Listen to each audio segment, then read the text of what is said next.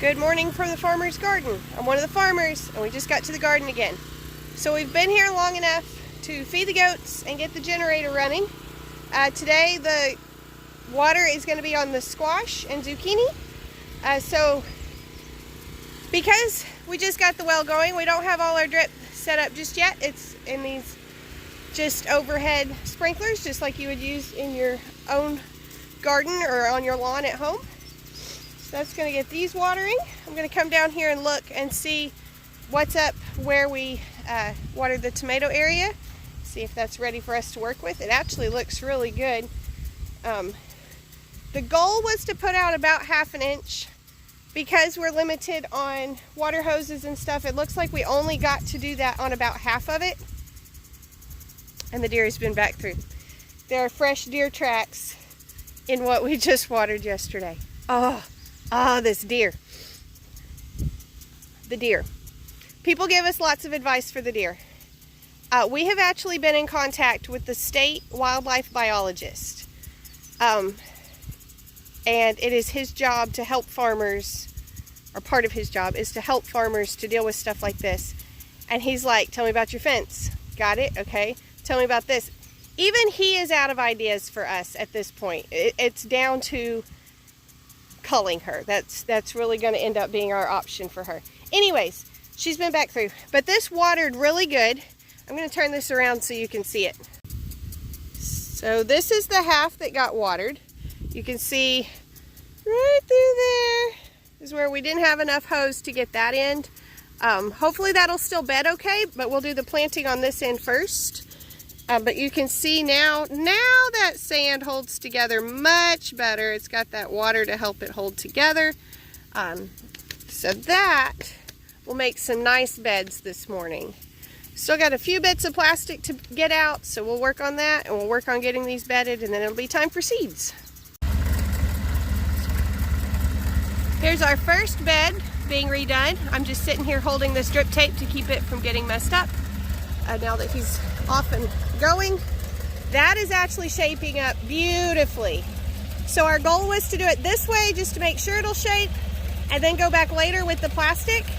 That's an extra step that we normally wouldn't do, but we're normally not repairing beds, we're normally just building beds. And normally everything has been disked and tilled and it's all loose and fluffy versus just trying to repair damage. So I'm excited with how this is shaping up. This is a really nice bed. And it's got that tape in there, so when we turn that on, that water's from underneath, a lot less evaporative waste. That's going to be amazing.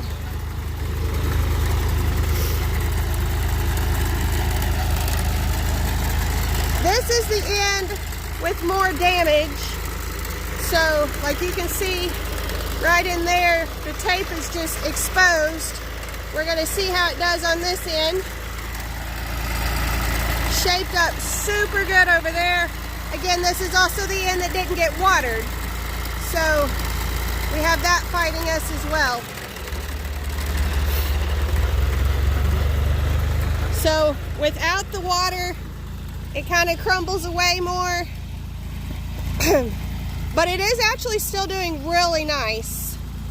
Woohoo, that's exciting. So yeah, this moisture that you see here is what was already underground. This pulled up to the surface, and that's what packed nicely there, but you can see the dry spots, it crumbles. And then down here, it wasn't able to find quite enough soil to be able to pull a bed over this tape. But we didn't end up planting a whole lot in this section before anyway, so we may be just fine leaving that part out.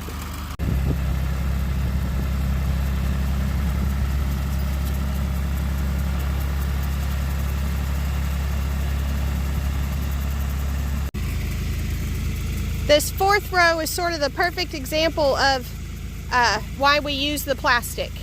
So first of all, weed pressure with the plastic is so much less. That's sort of an obvious use for it. The other use for it is water. So this year, not irrigating, just using rain. That first row was plastic. This one was not. This one was plastic. This one was not. When we watered yesterday, since that goes in a circle, this corner was missed.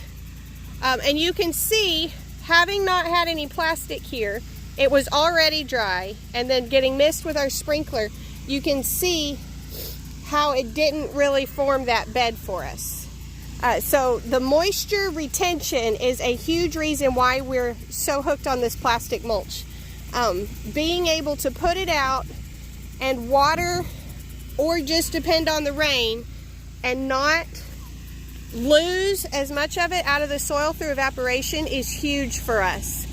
So down on this end, obviously we've got some more weeds. This is even after the kids and I went through pulling weeds. There's still some that are kind of tucked up in there. Again, not forming a good bed. There's just not enough moisture there. This one that had plastic was not watered yesterday. We're past our watering line. It formed a bed. This one just almost didn't. That is all a matter of how much moisture is in each one, having had that plastic on it up until last week. Brandon has gone to get something for the tractor real quick. So while he's doing that, I was going to try to show y'all something. So we are going to be spraying our squash plants again today for squash bugs. This is only the second time this season. Whenever anybody asks if we're chemical free or organic, we tell them we are limited chemical. We try not to use very much. These are squash bug eggs. So typically what we do when we see those is we do that right there, and we kind of crush those up and we move them from the equation. Now that I'm trying to show you this, I probably won't find them, but yesterday they were everywhere. All right, one batch, 2, 3, 4, 5. Whenever they're in here this thick to where we could just walk and we don't even have to move plants before we find another one, another bunch of them, that is when we spray. That means that those squash bugs are very prevalent right now, and we need to get a hold of them before. Imagine if all of these eggs hatched out. If all of them hatched out at once, imagine the outbreak we would have. So when we say limited spray, we mean when the situation is like this, where they're just every single plant has more than one bunch of eggs, that's when we're going to spray. And also we spray for squash vine borer moths, because those will take out your plants before you even know that you have them. So we will be spraying Liquid 7 this evening. Liquid 7 works better than 7 Dust, which is kind of a more traditional method that home gardeners use. 7 Dust stays on the leaves, on the plants longer, making it more of a hazard to pollinators. So we spray with the Liquid 7 late evenings after the pollinators are mostly done. So this is the time of day when most pollinators are busy. Late evening, we'll still have some wasp out here, some flies, different things like that. But the majority of the pollinators are done by late evening. So we spray that Liquid 7. That goes on. It coats everything good. It gets all those eggs. It gets any adult squash bugs, any of those vine borer moths. And within 10 or 15 minutes, it's dry. It only kills what it contacts. It dries. By the next morning, our bees are safe to return. There is a 24-hour withdrawal period on it, meaning if you spray at 3 p.m., you cannot pick vegetables until 3 p.m. the next day.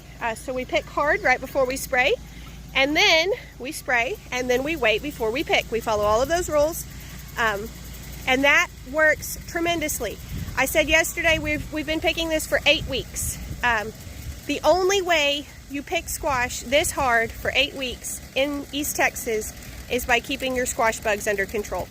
So that will be happening this evening. All the produce is safe after that. You're not a bug. You will not be affected by the spray. And it'll clear up those bugs for us and protect our plants. This is one of my favorite pieces of equipment we've ever purchased.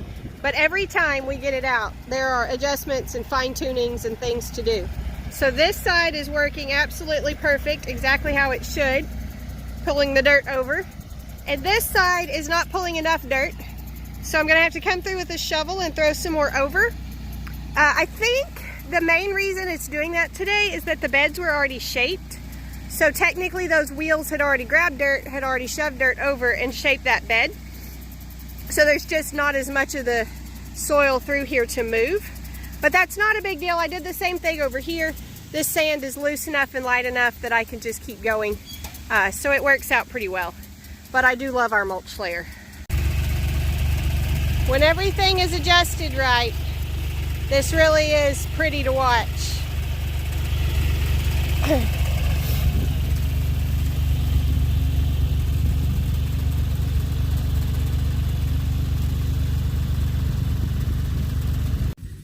Okay, we're starting to wrap up for the day. Got to get the kids home and do school and all that good stuff. I'm gonna pick while Brandon is finishing up some disking and preparing for some pea seeds. And then, like I say, we're gonna do some spraying for these squash bugs. I just found another one, like, actively laying her eggs. So we need to get them taken care of. There's really not a lot to pick right now. It's kind of pitiful. And these plants are really tired. I think normally we would just go ahead and pull these out, but we really didn't get our plantings spaced correctly this year. That is definitely one of our biggest struggles, is keeping everything spaced correctly so that we don't completely run out of vegetables in the middle of the summer where we just have nothing producing.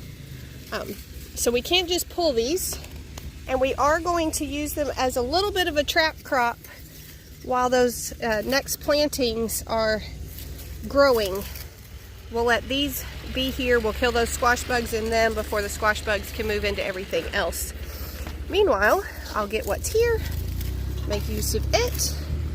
And Brandon is disking up the old potato place to be ready for peas to go in tomorrow. Guess what? I forgot to finish the video today. Alright, so at the farm, we finished prepping for seeds. We didn't get any seeds planted today. We prepped for different kinds of squashes, tomato starts that are already going in the greenhouse. We have some seeds here. We have some seeds on order. We've got space for some experiments. We're going to try some carrots and some beets. It's much earlier than anything says to plant them, but we're going to try it and see what we get. More squashes are ordered. Cold crops are getting started in the greenhouse. It's still too warm for those. They're really not wanting to be started yet. So we may just hold off and try again in a couple weeks on those. Anyways, at the garden, it's prepped and ready for seeds, so that's what we'll do tomorrow. And then those bugs got sprayed. There were so many. The longer I picked, the more eggs I found, and it was bad. It was definitely time to spray those, so that got done. So anyways, I hope y'all enjoyed your visit to the farm today. Yeah, y'all be sure and tell your friends about us so we can grow our YouTube channel. Apparently that's hard to say. All right, y'all, thank you for stopping by the farm. Be sure and come back when you can stay longer.